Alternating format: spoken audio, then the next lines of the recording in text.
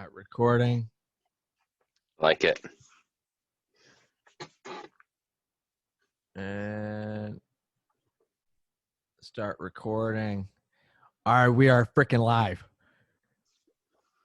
We are finally, we battled it, and we battled it good. That's all I'm gonna say. You won. So let's what we're gonna do is 15 minutes, we're gonna fucking shoot off what dwelling plight is. Like, give me like the life story and birth of this thing. Okay.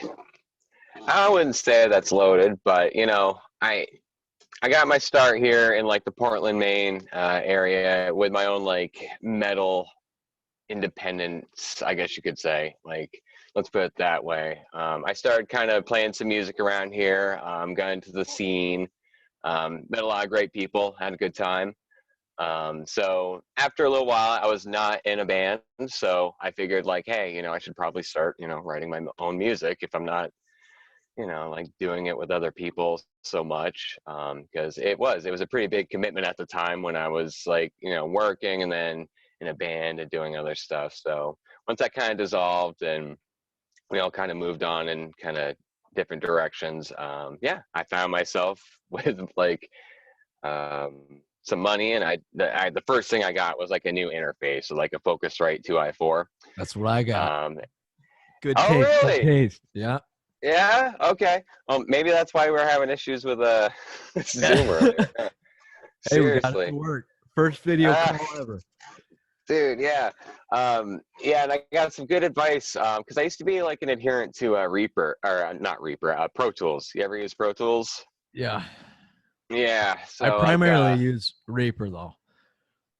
Yeah, exactly. So I was in college, I guess I should say. We were taught Pro Tools, which is fine. It actually taught me a lot of concepts, like with DAWs and all that. But Reaper was like kind of a new beast for me. And it feels like if Pro Tools settings had settings, like it has like all this control and it's super lightweight. It's literally never crashed on me. So yeah, I sing the praises of that, and it accelerated kind of my writing ability and process, I guess, because I wasn't much of a writer before this, and I still don't really consider myself one that much, but it like the software and having that kind of skill and ability and working more at it has, I guess you could say, given me more of that ability or confidence to want to write.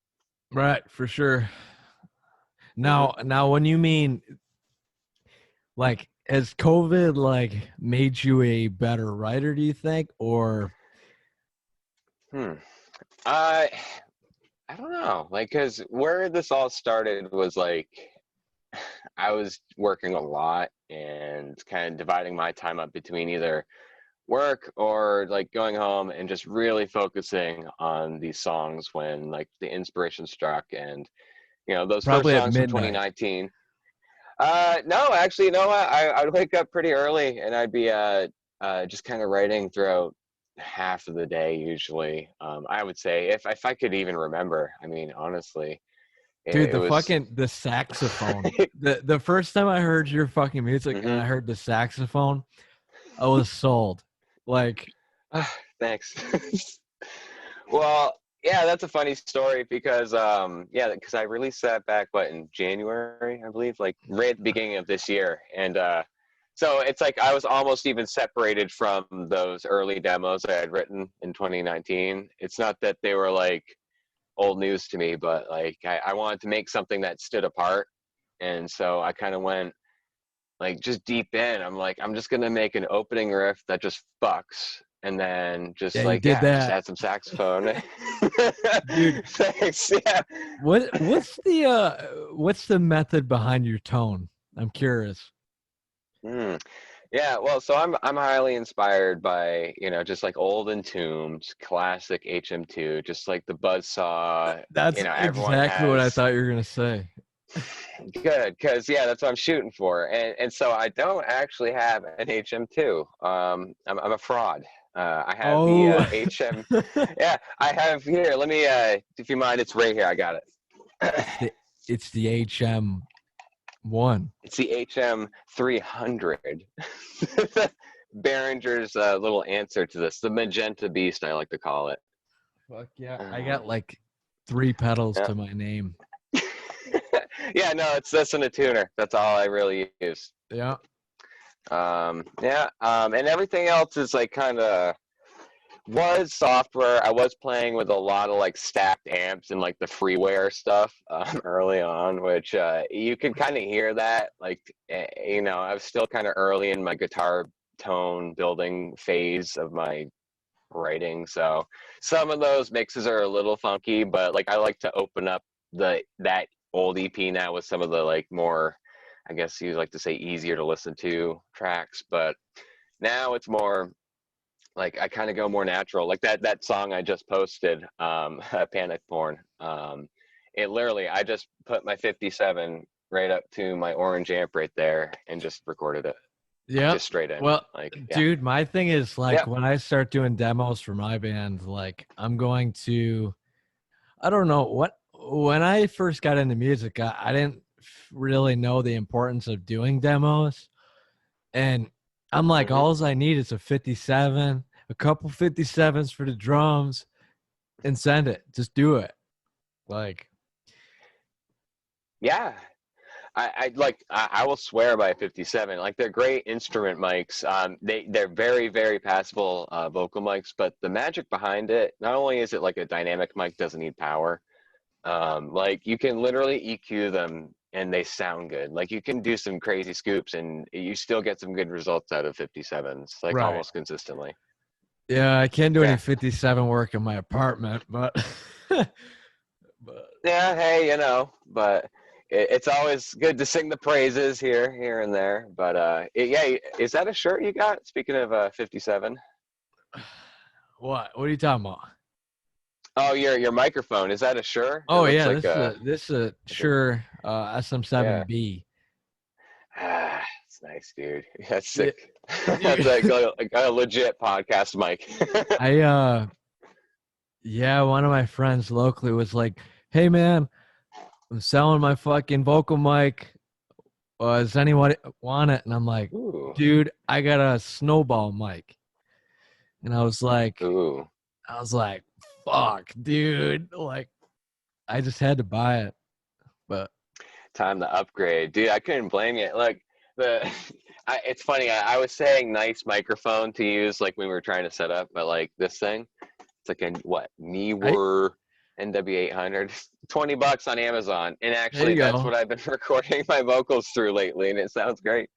Hey, yeah. This microphone's good if you're like, dude, it's like, why the fuck would you spend $300 to $400 on a microphone if you're not using it like every day?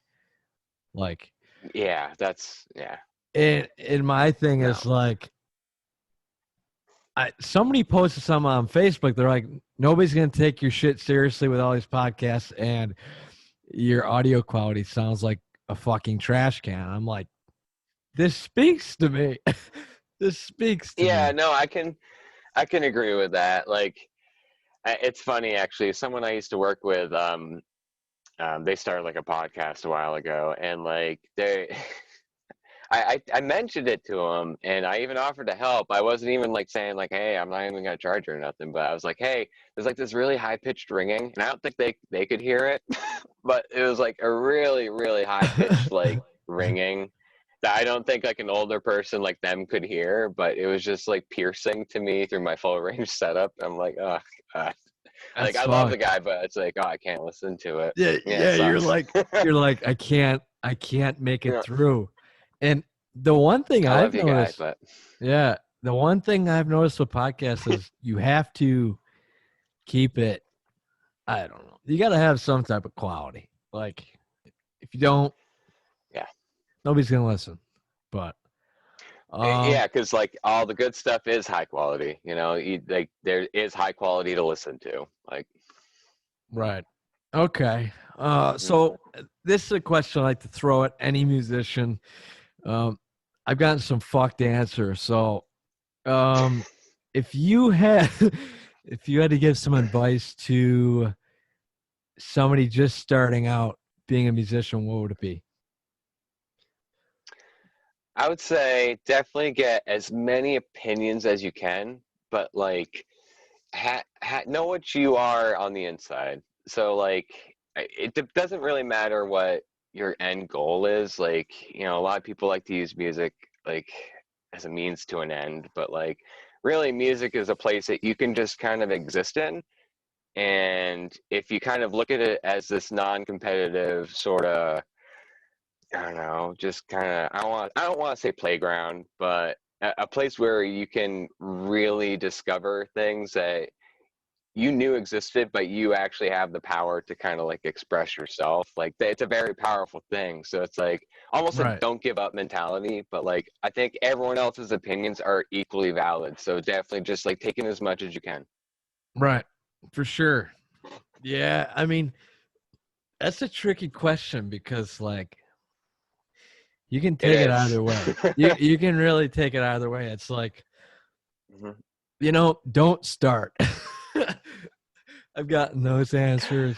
I mean, yeah, it depends on, again, yeah, it depends on what you're after here. I mean, if you're after like an immediate payoff, if you're after some sort of like fame, fortune, something that's gonna, I don't know, if you're expecting an immediate materialization of something just because you're constantly seeing other people materializing their ideas on social media, it's like it's not quite that easy, but again, Right. nothing's easy and requires hard work. So I mean, if I'm gonna make a proxy answer to that, it's gonna be like, yeah, also work at it. Yeah, you do have to work. I'm admittedly kind of lazy sometimes, but like, yeah, you have to practice and do a lot. So Okay.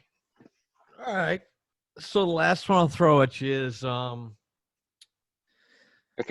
what's a curveball question here? Hmm. So if you could talk to one musician in the world, who would it be and why? Interesting question. So do they? Okay. Dead or alive, don't There's so matter who. many. Don't Dead matter. or alive, don't matter. Oh gosh. Okay. You know what? I'd be so interested because like back when I was like a little bit younger, when I was really getting into music, or at least in my later phase of learning music on saxophone, like in jazz, like Charlie Parker. Apparently that guy like went crazy, went to like an insane asylum, but he like was basically one of the progenitors of bebop, which is like some of the craziest jazz music you could like listen to. It's basically like the speed metal of jazz. The guy Okay. was just like insanely good. So you just picture like a guy playing saxophone like it just sounds like almost like random notes, but bebop is just like just the coked up version of jazz, and it's just super interesting. And he was just one of those guys who was like insanely good. And Oh fuck. yeah, no, saxophone is just saxophone. Yeah, I'll check him out. So what about a Charlie Parker. okay, Charlie Parker. What about a metal dude? Metal musician. Well, yeah, I was just trying to kind of go back into my like real interesting No, I origins, know. I I guess you know. could say. But I'm talking currently right now, well, yeah, yeah. Well, right now, you know what? It just came to me. I'd like to meet Abbott. about Just because Abbott. Just because not only is he like to my knowledge he's been known to be like a really hardworking guy. I think he does like some sort of like kind of construction work or something, but like he's hilarious, but he's also become recently sober because you know, certain actions and things that were happening on his last tour. And like I don't know, I just kind of have some mad respect for that on a certain level. And just because like he was almost called on his behavior and was called to task on it, and it just seems like he became a little self-aware of that. And I think as a musician that just shows a lot of responsibility, especially like with that footage that I was even seeing, that like he was basically unable to perform. It was kind of like you're thinking of all your fans there who are kind of like wasting their money to be there, their time, and it's just kind of like it's an all-around thing, you know. And I think he's just like always been like a character too in the black metal community, which always kind of takes itself a little too seriously sometimes. So like, have you yeah, ever just all that watched wrapped up into one. have you ever watched the necrosexual interview with Abad? No, I don't think I have actually. Okay, well, No. that is a must see. It's like the funniest fucking Okay, I'll interview. tab it up. Dude, yeah. Okay, necrosexual Abad. And I actually Okay, I'll talked to tab him. it up and have it right. Okay. Yeah. I I talked to him on this podcast. He's a funny motherfucker, dude. So, Oh yeah. all Wow. right. Sick, dude. Yeah. No, Um, I have to go through your back catalog because again, you were like prolific. yeah. So, who should this is the last thing I always ask, who should I talk to? Mhm. Who should you talk to? You know what? Have you talked to? Yeah, you should talk to Mikhail from Opeth or Mikhail. I don't know how you actually I was pronounce it. thinking about But that fucking today. I'm not even kidding. Like, no um, shit, really? yeah, so the vocalist of Bloodbath is Ah, like is best friends with him, and I'm like, maybe, just maybe, I can get it mm-hmm. in. I can get it in that way. But Yeah, dude. Yeah, no, because and I liked his performances in Bloodbath too. Like, damn, he has a good death metal growl. Like, even though he's kind of moved past that phase of, I guess, his music career, like again, like his death metal growl was something I really loved. Like when I was really getting yeah, into dude, death it's so metal. So. weird to hear the opposite. You know, it's like I don't know. It's confusing. Like he's a very confusing person, You mean but like, yeah, because they're kind of like, yeah, like just straight up prog. It's almost even hard to call it like prog rock. It's like prog now. It's interesting. And I don't have a problem with it because they've always had that like origin, but like, Orchid and My Arms Your Hearse and like actually Still Life is like my favorite album of theirs. dude, So, I'm still one of those like old fans. I wanna talk to fucking Alcest. I don't know if you know him. Oh, yeah? Alcest? No, that'd be a Yeah. good. Uh, I've heard. Let me see. Because I don't think I've really listened to them, but I've seen the name all over, and it's again one of those like bands I've kind of slept on. Oh You come on, you no, I know him. have listened to Kodama. I've listened to Kodama. I've listened to that. Yeah, Yeah, I yeah, I've wanna listened to them. Yeah, because they I've have an been album. Yeah, I've seen that. Yeah. yeah. Okay, so Mikhail, that's the only person. Who else? hmm Who else? Have you done? Let me see. Who am just like off the top of my head? Like, ugh, so many. Who have I been listening to lately? Because I like listening to like lately. I've just been listening to like a lot of like just poo poo pee pee metal, like just slam death. So I'm like Slam death. yeah, it's kind of random. I love it though. It's like literally like my favorite shit right now. Like, have you ever? Brutal slamming Well, death actually, have you metal. done? Yeah, dude. Well, have you interviewed anyone from Black Dahlia Murder? You're gonna get me fired up. Dude, they Oh, okay. No, no, no, no, no. I've emailed, I've tried getting to talk to them, and they're always like, not the band, but like their press is like, they're busy. They don't want to do it. I'm Oh, like, okay. No, all that's right. fine. Yeah, I understand. But no, that's just like I'm like seeing like, oh damn, like just right off the top, like is that they're like, Trevor would be cool to talk to. admittedly I'm gonna they talk would to him be.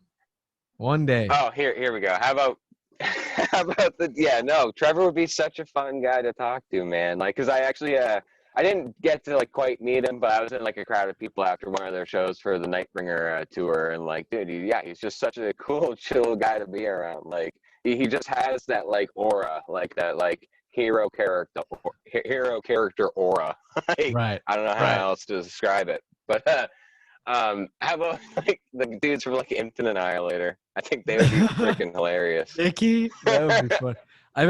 I've talked to him in Dude, real yeah. life. I talked to him at Okay. on the Scumfuck tour. Okay. That was Nice. it was interesting, but Yeah. yeah, it was cool. No, that must have been. How were they live? Like that must have been like an experience, just like fun to really see them. They were pretty tight. I mean, Hmm. like Infinite All Annihilator. things considered. Yeah, it's like, dude, hearing Infinite Annihilator, I'm never gonna see them, but like Scumfuck was actually like Hmm. good. Like Yeah. Infinite is just so unrealistic. That's what's so good Yeah. about them. So Right. No. Oh, because I've always heard, yeah, like that they do like the programming first and then the drums. Like that's like an interesting way to do it because you can almost like set up a challenge for yourself and like almost someone like me who learned music by like reading music. It's like I almost like operate better when I have like almost like a plan laid out in front of me, like almost like a music theory sort of mentality, I guess you could say. But like do the thing first and then try and like do it. I don't know how else to describe it, but right. Yeah. software allows for that these days, you know. All right. What's the last thing you gotta say? What's like the Last thing I gotta say. yeah, what I always just like I don't know, promotion, whatever you got. Promotion. Well, I guess today could be the official announcement of a new logo being made. Um, my original artist is actually making a more of a gore-oriented logo, so I'm not trying to like rebrand or anything, but now having a new alternate logo I think would be really fun, and so that's like I guess a plug for a future post or whatever. But yeah, I'm going to be working on the rest of my music, so just check it out, keep it up, keep checking back on my page, and I'll have more stuff updated. Definitely, I wouldn't say by the end of the year, but early next year I would have that EP done. So yeah. More fucking saxophone, please. Okay, will do, man. Like I will definitely add more saxophone. Thank you for the recommendation. I appreciate that. I love the saxophone, man. It's like for It's me, so fun to mix. It was yeah, it's just not like I don't expect that, but it's a good like nobody really does that other than like Imperial Triumphant. So hmm. Well, I was actually listening today to like Rivers of Nile when Nihil when they came on, and like that just like smooth sax solo comes on. I'm like, yeah, it just yeah. sounds so good. It's like, yeah, borderline out of place, but it's like, oh yeah, there it is. So yeah, man. Out of place, but it still works. But Yeah, well, okay. Have you ever heard Isan's album After? I think it's called After, right? Just looking really quick. Isan. Yeah, because he has this one song on After, and the song's called "A Graven Verse." That song will change your like entire opinion on what a saxophone can sound like. Actually, really, you send me a message with that song. yeah, You yeah, better tell me. You better tell me I the will. necrosexual review. Come on. Right after you stop talking to me, you Yeah, gotta no, watch that I will video. actually. I'm gonna. It's tabbed right up, buddy. So yeah, I'll watch that and I'll send that right to you because yeah, man, it's a sick song. So, All right. Well, first video down, more to well, go. Thanks to you for sticking through, buddy. well, thanks, John. I really appreciate you like inviting me on and getting all the troubleshooting done. It was fun. So thanks and good luck with the future of this video podcast. Fuck yeah. When the EP drops, we're talking again, dude. Well, is it a Absolutely, man. I'll keep LP in or touch. EP? Uh, I'll call it EP. It's an Okay. EP, so I'm just gonna finish it and then it'll be done. So and then I'll do a physical release with it. So All yeah. right. Well, you better give me a holler when that fucker All right. gets going. I will. I'll send you a few cassettes. I'll send them your way, Dude, man. the fucking patches, dude. I gotta get some printed. They look so good, man. Like, Oh, you like them? I mean, I have like a few more if you need them. Like legit, got a stack of them. dude, I So love them. yeah. I was like, holy shit, these look great. I gotta print some for myself. Like, what the fuck for the pod? Yeah, plug for the guy, man. Like he really pulled through. It was actually a really great product, and like I was really happy with it. So cool guy. So Yeah, I gotta text his ass soon. But yeah, I think I could send you his contact on no, Instagram I again, but texted him. I'll I was DM just you. broke. I was just broke Oh. when he's like, yeah. I was like, hey, just reaching out because I'm gonna forget your contact, but in the future I'm gonna buy some shit. Mm-hmm. But all right, brother. Gotcha. Well, I'm Good gonna idea. watch some Netflix and go to Cool, bed, man. but we're gonna All right. wrap it up. Well, yeah, I'm gonna snack out, veg out, and peace out. So, thanks again, dude. Okay, let me see how I gotta end this fucking thing. Mhm. uh, okay.